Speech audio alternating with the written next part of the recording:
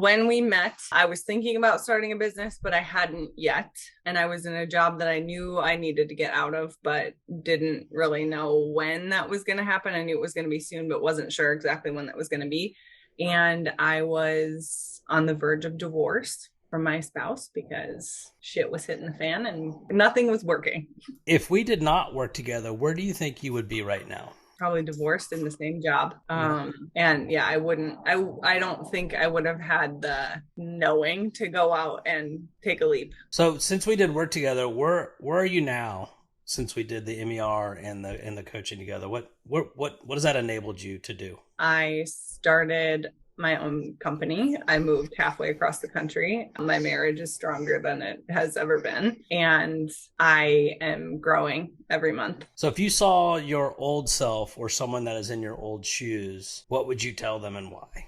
That you need to do this work. The only way to get past the blocks that we all subconsciously have in our minds is to do the deep work and to get clear on what's happening and where those sabotaging thoughts are coming from so that you can reprogram them to be more effective and successful for you. Was there a specific pain point you were experiencing when we met? I was just feeling lost in a lot of things. I knew what I wanted, but I wasn't sure how to get there. And I didn't have the clarity that I do now. Tell me what was working in your life and what was kind of what wasn't working. Well, I was pretty successful in the career that I was in. That was working okay. My relationships, for the most part, were getting better because I was in counsel, like therapy and things like that. But it was hard, and I knew that it didn't have to be hard. So I wanted it to be easy.